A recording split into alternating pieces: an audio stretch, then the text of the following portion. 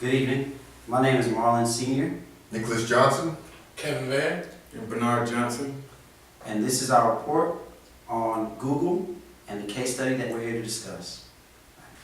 Now here we are to present this case study on Google. Now a little bit of background about Google. It was founded in September 1998 by Larry Page and Sergey Brin. It was also first called Backrub. Now Google received its name after its very first investment. And now it is named Google, but it first started out as a Latin word, Google. Now, in this project, we had the task of defining digital enterprise. It is a new business model that uses IT in a fundamental way to accomplish one or more of three basic objectives. And those objectives were reach and engage customers more effectively, boost employee productivity, and improve operating efficiency. Now, after reviewing the website for business models, we came across a few examples of companies that use electronic commerce, or in other words, e-commerce, such as Google, Amazon, Netflix, eBay, and others. Now, these companies solely use e-commerce because mainly they have websites that you have to access in order to get their products and services. Now, Google managed to pull up recommendations for their users based off of how frequent a certain term is searched for. So, for example, if you search for socks, depending on how many times a person searched for socks within the world, it would automatically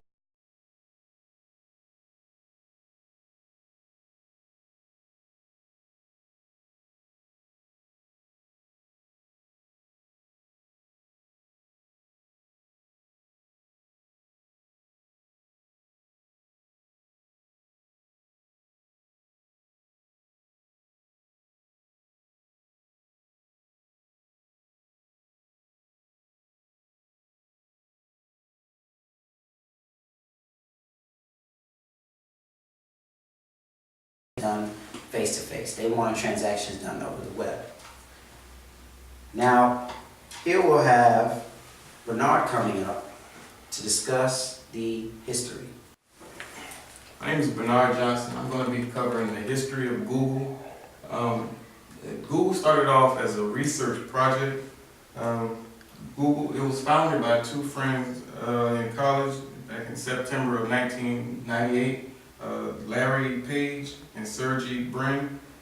They met while they were in Stanford University back in 1995. By 1996, Brin and Page, they created a search engine that could link web pages together.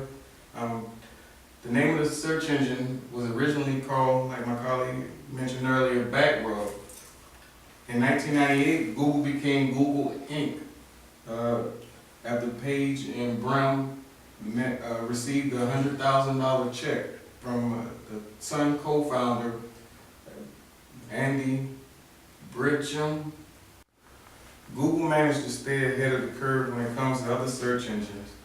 They do so by making it easier and more efficient to do in search functions. When using other search engines, sometimes it's difficult to differentiate between the different search results. When using Google for searching, the results have different keywords used to sort them along with different styles, font styles, and other hyperlinks. PageRank is a method of measuring the importance of the information on the web pages. One of the features that Google added to the search engine. It was something that was patented by Google. PageRank, also the results from them are from 0 to 10 in importance to quality and quantity.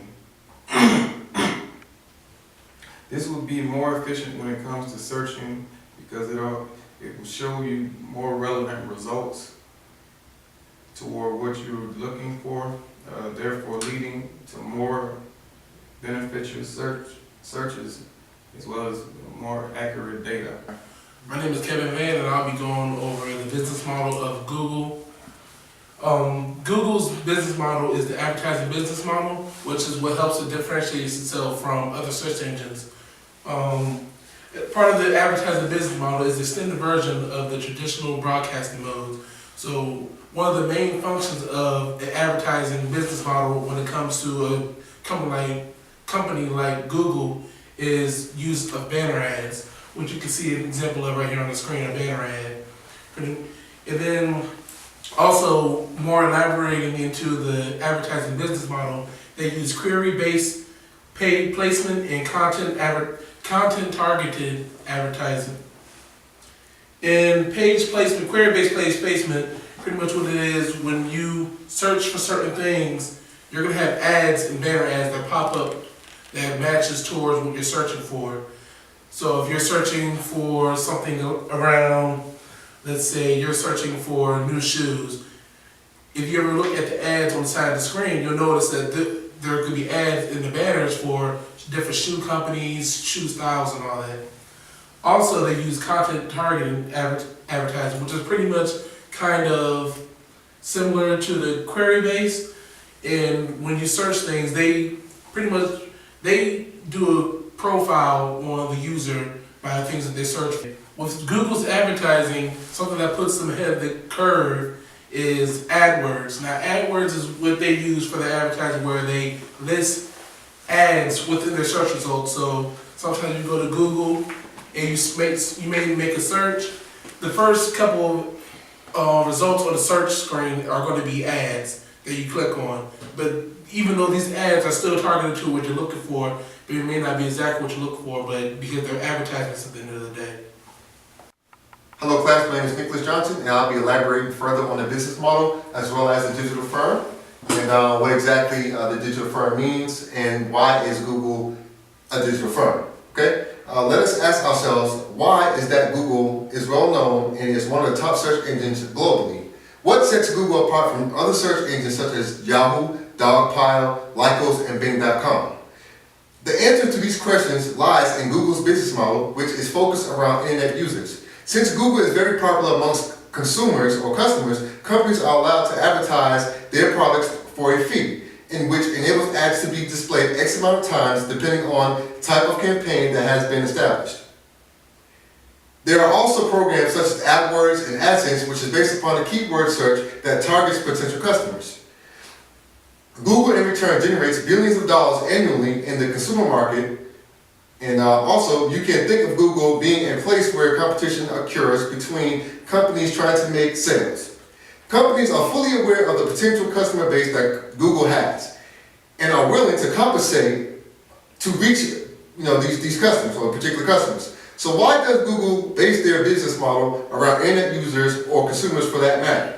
The answer to that question is that they know companies want to promote their business and offer their services to as many people as possible. And Google has billions of people that companies can target. Now, getting into the digital firm and why is it that Google.com is a digital firm, let's first explain what a digital firm is. Okay, so like I said, before explaining why Google may be a digital firm, let us understand what digital firm is defined as. According to Ask.com, a digital firm is defined as an organization that uses digital networks to have core business relationships with employees, suppliers, customers, and external partners. As we already know, Google is established on the internet, which in this case is a digital platform for various types of business.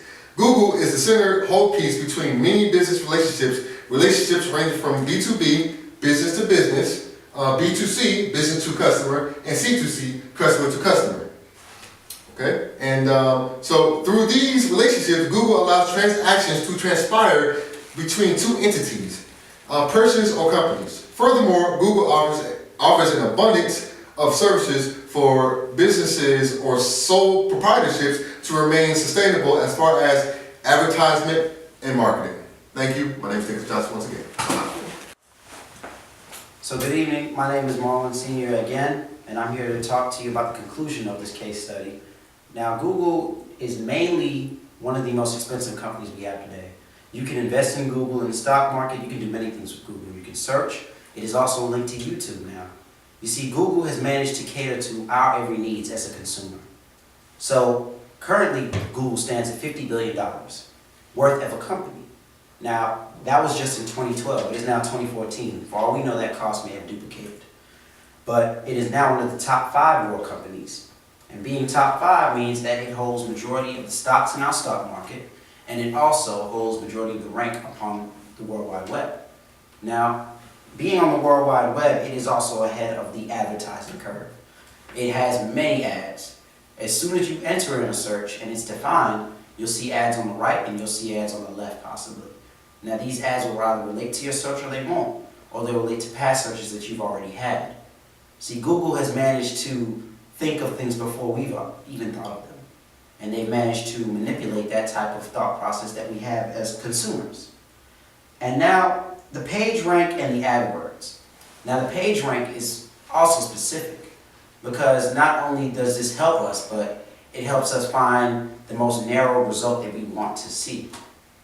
Page rank can give us either results from later dates or it can give us from earlier dates. Now Google does that thing where it gives us dates from an earlier time. Now it gives us the most recent because people are also searching for the same thing. So with that being said, I think that this project ultimately has helped us learn more about the company Google, and it's also helped us learn more about e-commerce and how a digital firm is run. Now most digital firms today, they also involve transactions. Now Google, yes, it does have transactions because it has a shopping tab, but it does not automatically involve transactions such as eBay. eBay, once you log on and you create your membership, you have to purchase something. Amazon, you have to purchase something. It's not one of those sites where you can gain information for free. Now compared to the other sites, Google is ahead of its game. Now who else would be able to compete with this, who knows? But we do know that this much, that Google is #1 almost in the World Wide Web. And as far as search engines go, the only competitor that they have is Bing. But Bing is not as defined in their result searching as Google. So people tend to go to Google more.